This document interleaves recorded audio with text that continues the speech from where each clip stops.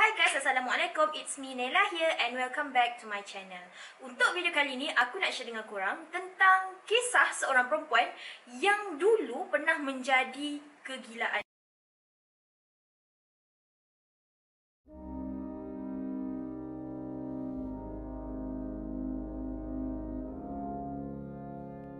Beliau merupakan seorang perempuan yang sangat bijak, cantik, seksi and of course juga dia juga adalah seorang yang sangat kaya raya. Tapi malangnya, di sebalik segala-gala yang dia ada, dia telah pun meninggal dunia pada usia yang sangat muda. Dan juga kematiannya dikatakan agak tragis. Tapi sebelum aku mula nak cerita tentang perempuan ni, andai kata this is your first time coming here, tengok video aku, datang kat channel aku and you guys haven't subscribed yet, thanks sebab sudi klik video ni and sudi datang kat channel aku. And also, if you guys haven't subscribed to my channel yet, I hope you guys can just simply click subscribe button dekat bawah. Tapi andai kata korang dah pun pernah datang dekat channel aku ni, pernah tengok video-video aku yang sebelum ni, thank you juga sebab sudi kembali lagi dekat channel aku ni and sudi luangkan masa untuk tengok video ni. So without wasting any time, let me share with you guys kisah tentang seorang wanita yang bernama Marilyn Monroe. Marilyn Monroe ataupun nama sebenar beliau adalah Norma Jane Mortensen. Nama Marilyn Monroe tu pula dikira sebagai nama pentas je lah. Beliau merupakan seorang aktris dan model yang sangat famous di Amerika pada satu ketika dahulu. Zaman kegemilangan dia adalah sekitar pada tahun 1950-an hingga 1960-an.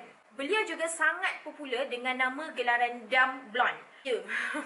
Dalam bahasa Melayunya ialah perempuan berambut putih yang bodoh. Sedihnya. Beliau juga dianggap sebagai simbol seks. Kenapa agak-agak dipanggil simbol seks? Selain daripada tu, dia dikatakan selebriti yang menerima bayaran yang paling tinggi berbanding selebriti yang adalah pada masa tu. Marilyn Monroe ni sebenarnya seorang gadis yang biasa je dan dia membesar dekat Los Angeles. Nama mak Marilyn Monroe ialah Gladys Pearl Baker. Marilyn ni daripada kecil memang tak tahu siapa bapa dia yang sebenar. Tetapi ketika dia membesar, mak dia ada kahwin dengan seorang lelaki. Malangnya lelaki tu pilih untuk tinggalkan mak dia dan larikan diri ke negara lain. Disebabkan itu, mak dia terpaksa letak Marilyn Monroe dekat rumah anak yatim. Masa mula-mula Marilyn Monroe duduk kat rumah anak yatim tu dengan mak dia sekali.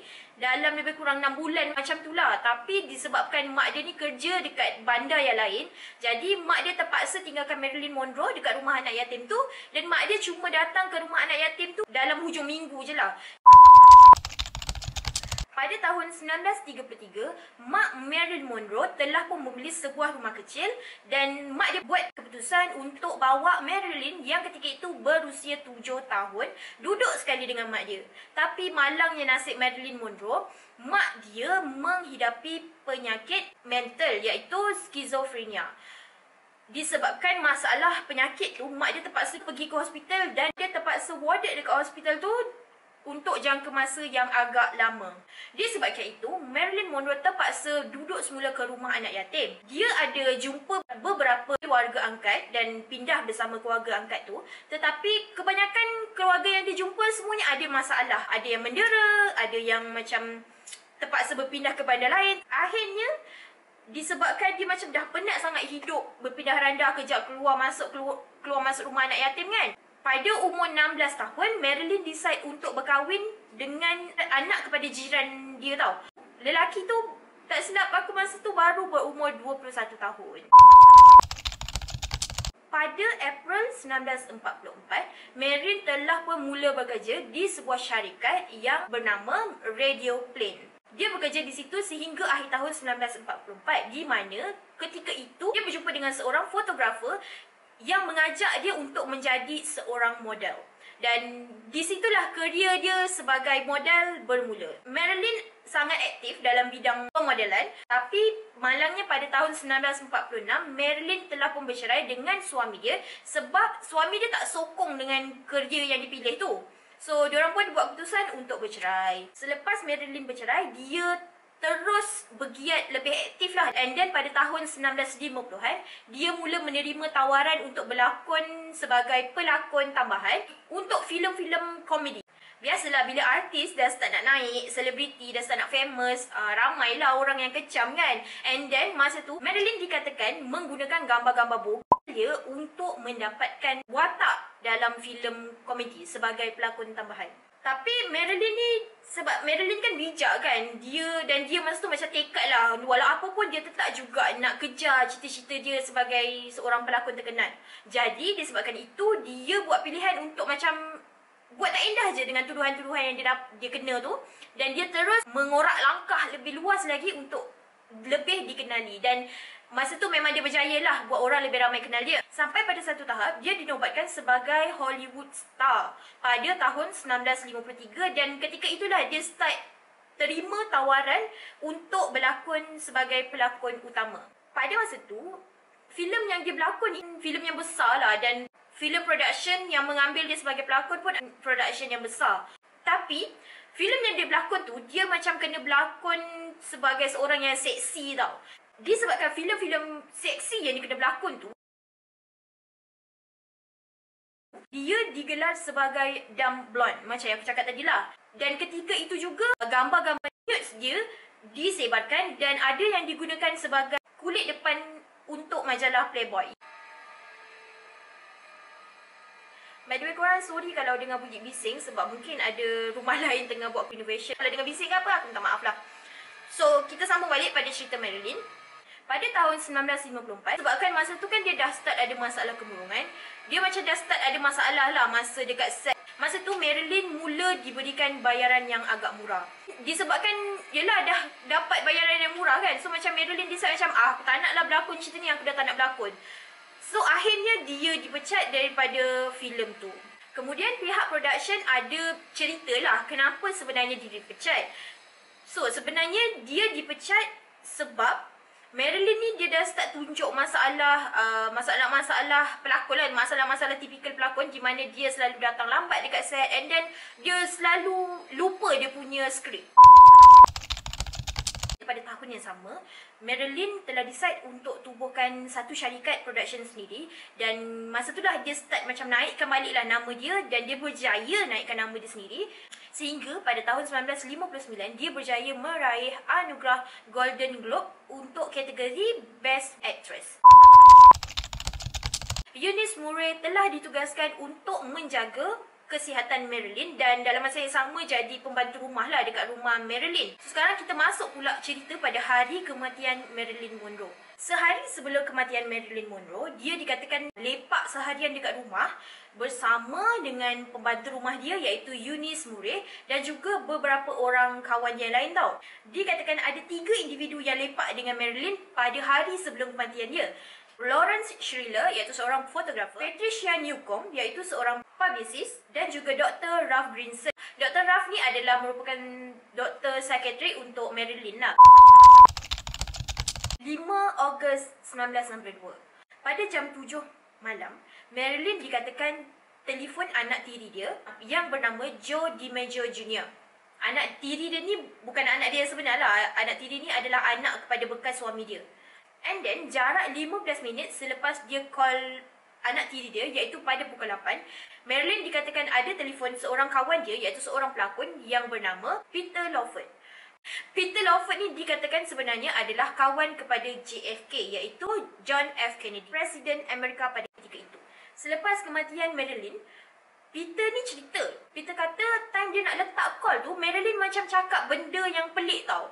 Marilyn kata macam, take care, aku takkan ada lagi lepas dia dengan kau. Dia cakap yang Peter ni kawan yang baik lah, apalah. And then dia letak. So Peter ni macam pelik lah. Kenapa Marilyn cakap macam tu kan? Kenapa dia cakap benda yang macam pelik lah. Orang yang nak mati je yang cakap macam tu biasanya. Dia pun cuba untuk call Marilyn banyak kali. Tapi Marilyn tak angkat langsung. Marilyn memang tak angkat. Dia call banyak kali. Marilyn tetap tak angkat juga. So dia decide untuk call pembantu Marilyn iaitu Murray Dan Muri kata, oh Marilyn ada je dalam bilik, dia okey je, tak payah risau, jangan risau, dia okey je, tak ada apa-apa. So Peter pun macam, oh okey, pembantu dia pun dah cakap macam tu kan. So dia pun abaikan je lah benda tu dan anggap tak ada apa-apa yang berlaku. Tapi selepas beberapa jam, Peter call Muri. Muri pelik sebab bila dia lalu dekat bilik Marilyn, lampu bilik Marilyn tak ditutup. Masa tu dah pukul 12 malam tau. So dia pelik lah. Bila dia cuba buka pintu bilik Marilyn, tak boleh sebab Marilyn kunci pintu bilik dia daripada dalam. Masa ni Muri dah start panik sebab Marilyn bukan jenis orang yang suka kunci pintu. Dan dia jenis yang tidur, kalau tidur dia akan tutup lampu. So Muri pelik. Dia terus buat decision untuk call Dr. Ruff dan minta Dr. Ruff datang ke rumah. Lebih kurang pada pukul 3 pagi, Dr. Ruff sampai ke rumah Marilyn. Dia pun cuba juga untuk buka pintu bilik Marilyn tapi gagal. Akhirnya dia buat decision untuk pecahkan je pintu Marilyn. Malangnya bila dia buka pintu, dia ternampak Marilyn telah pun meninggal dunia. Keadaan Marilyn ketika itu terbaring dan bertutup dengan selimut. Dan pada ketika itu tangan dia tengah pegang telefon dan juga sebelah dia ada banyak pil penenang.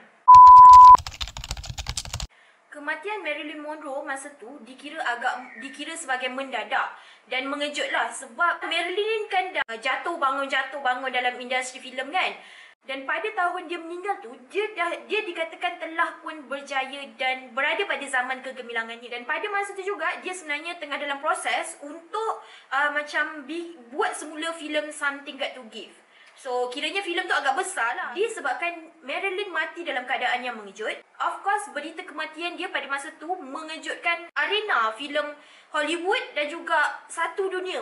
Tak ada siapa sangka Marilyn yang ketika itu baru berusia 36 tahun meninggal dunia pada usia yang sangat-sangat muda. Lagi pula masa tu karier dia tengah memuncak. Dikatakan masa tu dia macam tengah shine bright like diamond. Macam tu. Selepas siasatan dilakukan terhadap Marilyn, malangnya memang tak nampak sebarang kesan jenayah. Kematiannya diklasifikasikan sebagai bunuh diri akibat overdose sebab dia makan pil-pil penenang dia tahu. Ada banyak pil penenang yang dia makan. Pil-pil tu sebenarnya digunakan untuk masalah kesihatan mental dia, iaitu masalah kemurungan tu. Statement tu tadi dikeluarkan oleh LA Department of Medical Examiners Coroner. Marilyn disahkan meninggal dunia pada 5 Ogos 1962. 3 hari selepas kematian dia, barulah dia dikebumikan di Westwood Village Memorial Park Cemetery. Walaupun statement kematian dah pun dikeluarkan, tapi yelah sebab Marilyn ni meninggal secara mengejutkan. So, ramai orang memang tak percaya yang Marilyn ni bunuh diri. Dikatakan terdapat beberapa teori yang menunjukkan Marilyn ni sebenarnya bukan bunuh diri, tapi dia sebenarnya dibunuh ataupun mungkin dia diugut bunuh sehingga mungkin dia sangat tertekan dan dia buat keputusan untuk bunuh diri. Sebabnya Marilyn ni dia bukan setakat aktris dan penyanyi je tau, tapi dia ni juga dikatakan sangat rapat dengan beberapa orang ahli politik. Antaranya adalah JFK, iaitu John F. Kennedy dan adiknya Robert Kennedy. Teori konspirasi ni dia macam dah start dibincang pada pertengahan 1960-an tau, lebih kurang dalam 1965 macam tu. Macam aku cerita tadi, sehari sebelum kematian Marilyn, dia happy, dia tak ada masalah sebab dia lepak dengan kawan-kawan dia seharian dekat rumah. So macam pelik lah, kenapa dia macam tiba-tiba dia nak bunuh diri. Aku nak sharekan beberapa teori yang orang duk gembar-gemburkan pasal kematian Marilyn Monroe. Teori yang pertama, macam daripada hasil siasatan kematian Marilyn Monroe tu tadi, Marilyn ni dia depressed dan dia buat keputusan untuk bunuh diri. Cara dia bunuh diri adalah dengan dia telan semua pil penenang yang dia ada dan disebabkan itu dia jadi overdose. Tapi benda ni pelik tau, teori ni pelik sebab kalau betul dia bunuh diri, kenapa macam tak ada pun nota-nota bunuh diri, kata-kata terakhir ke sebelum bunuh diri. Lepas tu pula, kan kalau kita meninggal, kita akan menjalani satu proses postmortem kan. Yang peliknya, masa proses postmortem tu dibuat dekat bahagian perut, dalam perut dia tak ada jumpa sebarang kesan pil penenang. Paling kurang pun at least sepatutnya macam ada kelongsong ataupun macam ada serbuk-serbuk ke serpihan, tapi malangnya memang tak ada langsung. And then kalau betul dia overdose, sepatutnya orang yang overdose ni mulut dia akan berbuih-buih sebab keracunan kan. Tapi masa mayat Marilyn ditemui, mulut dia bersih, tak ada apa-apa masalah. And then kalau nak tahu, pada hari kematian dia tu, kan Dr. Ralph ada datang untuk tengok dia kan. Dr. Ralph kata dia sempat buat CPR pada Marilyn Monroe, tapi masa tu mulut dia tak ada bau. Sebab pil kan biasanya macam Panadol ke apa kan, dia ada macam ada bau klinik tu kan, bau-bau ubat tu kan. Tapi Dr. Ralph kata tak ada bau tu. Kalau betul dia telan pil yang banyak, kenapa tak ada bau, tak ada kesan apa-apa dekat mulut dia? Teori ni agak pelik lah. Itu teori yang pertama. Teori yang kedua, kemungkinan besar Marilyn ni sebenarnya dibunuh oleh John F. Kennedy dan adik dia Robert Kennedy. Diorang ni sebenarnya ada hubungan sulit. Jadi, disebabkan masa tu emosi Marilyn agak terganggu dan masa tu masalah kesihatan mental dia agak teruk lah. Jadi, JFK dan adik dia ni takut Marilyn akan bocorkan rahsia hubungan sulit diorang tau. Disebabkan diorang ni takut nama diorang didedahkan, diorang buat keputusan untuk bunuh Marilyn. Teori yang ketiga pula, kemungkinan besar Marilyn mungkin juga dibunuh oleh dua lagi lelaki yang lain, iaitu seorang bos gangster yang bernama Sam Giancana dan juga seorang pemilik syarikat buruh yang bernama Jimmy Hoffa. Teori kedua dan ketiga ni disebut sebab Marilyn ni masa zaman kegemilangan dia tu, dia memang dikatakan banyak kenalan lelaki tau. Dia memang rapat dengan ramai orang, skandal memang bersepah lah. Dikatakan Marilyn ni sebenarnya ada sebuah buku catatan ataupun buku diary lah senang cerita, yang mana dekat dalam buku tu dia tulis semua nama-nama lelaki yang dia pernah ada skandal. Kiranya dalam buku tu memang penuh lah senarai nama lelaki, dan apa yang dia buat dengan lelaki tu pun dia ada tulis sekali. So, disebabkan mungkin orang-orang yang bunuh dia ni takut rahsia dia orang mungkin terbongkar, terutama sekali JFK dan juga bos gangster tu. Jadi disebabkan itu, diorang ni disyaki membunuh Marilyn. Kemudian teori yang keempat, kemungkinan besar masa tu keadaan kesihatan mental Marilyn kan tengah teruk kan. Jadi pada hari Dr. Ralph datang ke rumah Marilyn, mungkin masa tu Marilyn punya fikiran tak stabil. Mungkin dia dah start meracau ke apa ke. Masa tu mungkin dia tengah ada masalah depression yang teruk, menyebabkan Dr. Ralph bagi ubat penenang yang sangat kuat. Dan malangnya ubat tu mungkin tak sesuai dengan Marilyn dan menyebabkan Marilyn meninggal dunia. Kiranya teori yang keempat ni menunjukkan yang kemungkinan besar Dr. Ralph dan pembantu rumah dia yang membunuh Marilyn secara tak sengaja. And then, teori yang kelima, teori yang terakhir sekali. Marilyn Monroe ni dikatakan sebenarnya masih hidup. Dan dikatakan kematian yang digembar-gemborkan tu sebenarnya berita palsu. Kalau betul berita tu berita palsu, Marilyn pergi mana sebenarnya kan? Nak dijadikan cerita, seorang lelaki bernama John Alexander telah menulis sebuah buku yang bertajuk Marilyn Monroe Still Alive at 1984. So, dalam buku tu, John Alexander ni cerita yang dia ada terserempak dengan seorang wanita. Wanita tu dia asyik cerita yang dia tu adalah Marilyn Monroe.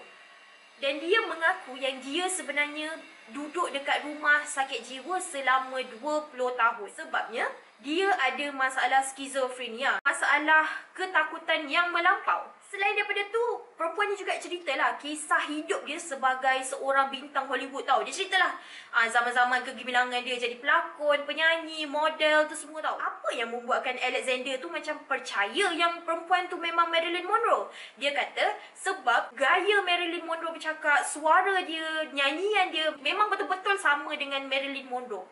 So, disebabkan itulah dia buat keputusan untuk tulis buku tu, untuk bagi tahu satu dunia yang Marilyn Monroe ni sebenarnya masih hidup sehingga sekurang-kurangnya tahun 1984. Tapi kalau fikir balik, logik juga kan teori nombor 5 ni. Sebab, yelah, dia dikatakan meninggal dunia pada tahun 1962.